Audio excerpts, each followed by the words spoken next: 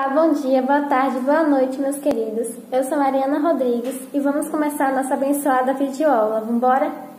Falaremos sobre o absolutismo. Mas, Mari, o que foi o absolutismo? Bom, o absolutismo foi um sistema político que predominou na Europa do século XVI ao século XVIII.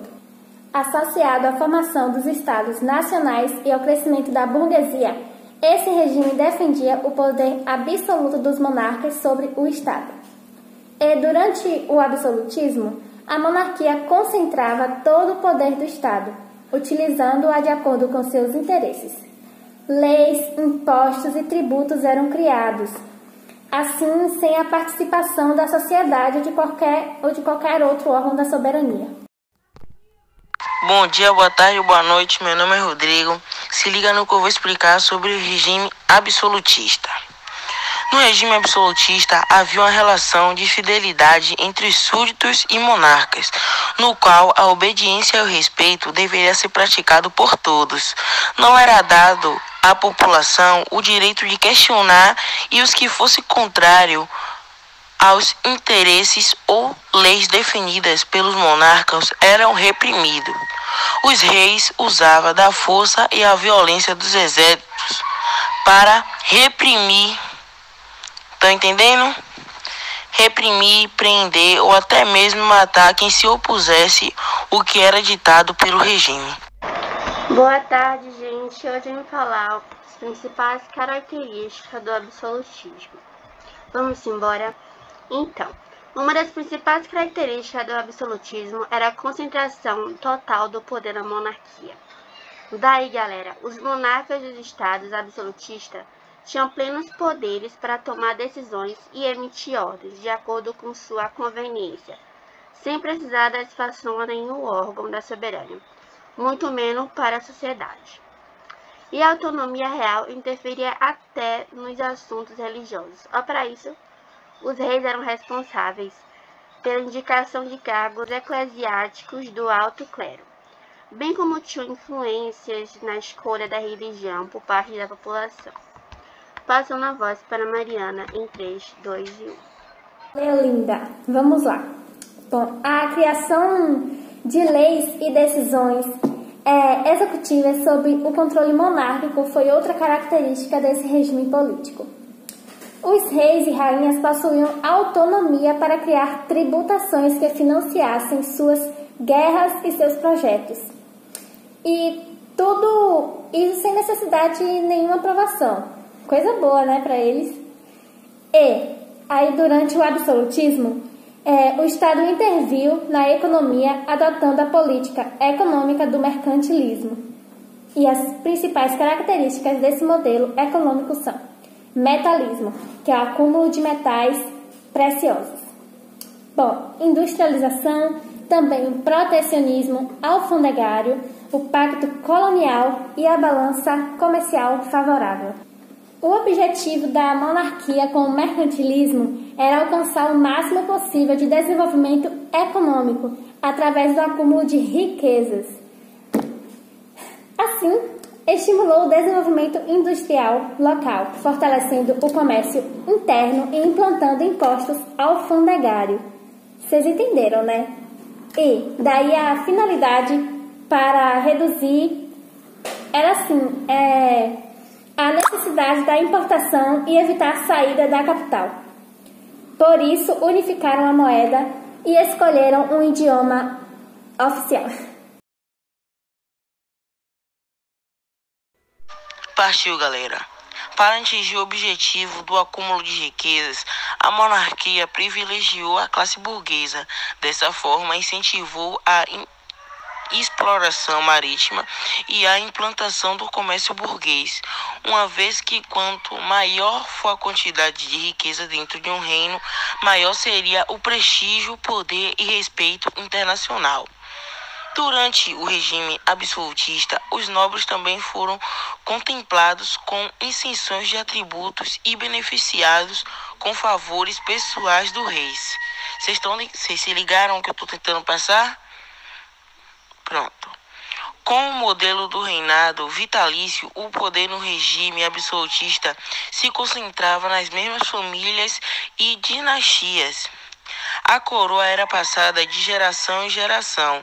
Desse modo, os reis e rainhas absolutistas se mantinham no poder até a morte, quando seu trono era passado para o seu sucessor, que geralmente era um adolescente. Let's go, gente! Vou falar um pouco mais sobre o absolutismo. Então, ele surgiu no início da Idade Moderna, com a consolidação dos Estados nacionais e com o surgimento de novas demandas da classe mercantil. Diferente do que acontecia no período medieval, durante o absolutismo, o poder real era pleno. E prestem atenção, o controle do poder de toda a nação ficava sob o comando do rei.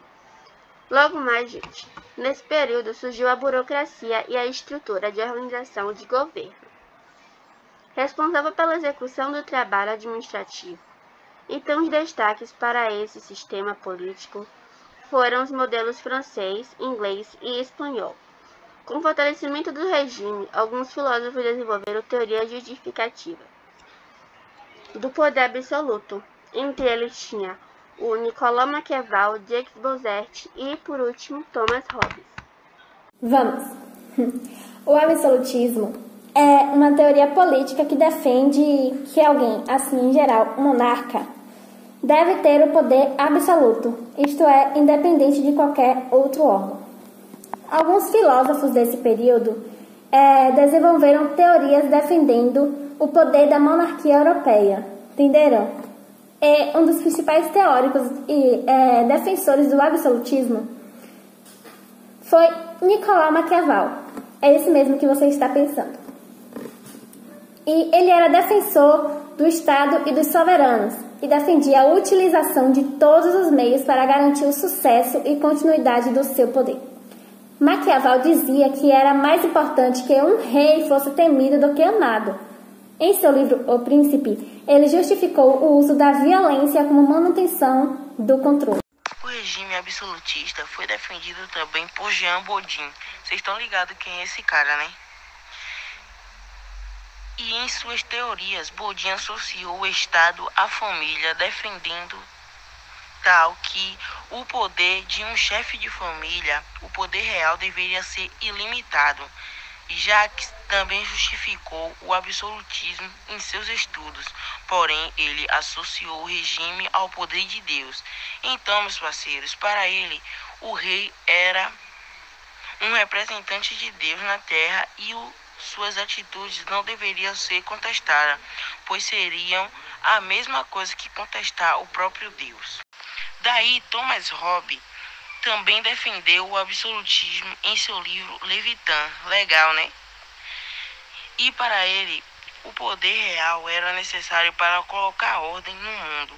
E esse Hobbes aí acreditava que os homens se uniriam em um contrato social e atribuiriam poderes a um soberano para protegê-lo, pois antes do poder absoluto do rei, a Europa vivia em um estado de caos. Então, né, gente, alguns países da Europa passaram pelo regime absolutista, mas os principais reinos absolutistas foram França, Espanha e a Inglaterra. Os principais monarcas do regime absolutista foram estes que eu irei citar agora. Elizabeth I, rainha da Inglaterra e da Irlanda, de 1558 a 1603. Fernando de Aragão e Isabel de Castela, reis da Espanha durante o século XVI.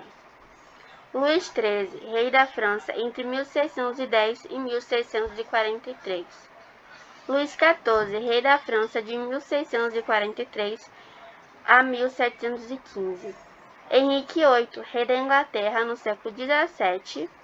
João V, rei de Portugal. Luís XV, rei da França entre os anos de 1715 até 1704. Luís XVI, rei da França. Fernando VII, rei da Espanha. E por último, Nicolau II, rei da Rússia de 1894 até 1917. O Estado absolutista se caracteriza por centralizar o poder. Sacaram? e fazer valer a mesma lei em todo o território do reino. Desta maneira, o rei administrava apenas com a ajuda de alguns ministros. Em alguns países existiam assembleias, mas estas só se reuniam quando convocadas pelo soberano. O absolutismo, ele estabeleceu uma burocracia civil capaz de auxiliar o Estado. Barril, viu? E isto significa que somente o governo central estabeleceria padrões monetários e fiscais iguais para todos. Assim, antigas medidas como varas e onça vão sendo abandonadas e substituídas por metros e quilos. Igualmente, só aquele que o rei poderia cunhar moedas e garantir seu valor. A conservação e a segurança das estradas também seriam atribuições reais e tal, uma medida que agradou os burgueses. Da mesma forma, apenas um idioma foi escolhido para se tornar a língua falada em todo o reino.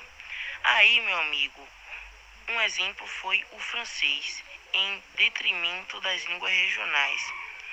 Vemos este fenômeno ocorrer na Espanha e até no Brasil, com a proibição de se usar a língua geral. Então, gente, os principais reinos absolutistas foram Espanha, França e Inglaterra, como eu falei anteriormente. Na Espanha, a unificação política começou em 1469, por meio do casamento do rei Fernando de Aragão e rainha Isabel de Castela. A centralização foi concluída durante o reinado de seu neto, o rei Felipe II. Na França, durante a dinastia Bourbon, consolidou-se o poder absolutista na pessoa do rei Luís, mas conhecido também como Rei do Sol. Já na Inglaterra, queridos, o absolutismo de Henrique também foi apoiado pela burguesia, no qual consentiu no fortalecimento dos poderes monárquicos, em detrimento do poder parlamentar, todavia, com a difusão dos valores iluministas e da Revolução Francesa, os valores que sustentavam o período conhecido como Antigo Regime, ruíram derrubando todo aquele sistema. Fechou? Então, lindezas, o absolutismo foi uma forma de governo que prezava pelo poder absoluto do monarca e surgiu para atender às demandas da nobreza feudal e da burguesia mercantil. Assim, a concentração do poder nas mãos do rei era uma demanda da burguesia em ascensão e também da nobreza. Esse sistema político que vocês estão ligados, o absolutismo, deixou de existir como forma de governo por volta do século XIX, uma vez que já era contestado pelos ideais iluministas. A Revolução Francesa e as mudanças que surgiram a partir dela contribuíram para o fim dessa forma de governo em toda a Europa. Morou? No decorrer do século XVIII, o absolutismo e o mercantilismo, que é o sistema econômico que causou expansão marítima e exploração colonial, sofreram uma forte crise, meus amigos, em razão da falta de ideias propagadas pelos intelectuais iluministas, que são principalmente o liberalismo político e econômico.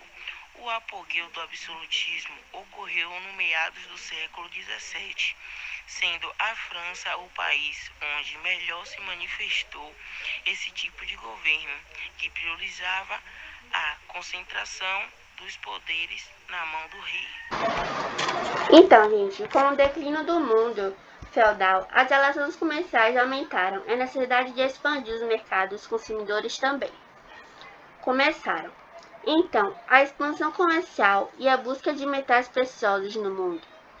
Esta prática econômica recebeu o nome de mercantilismo.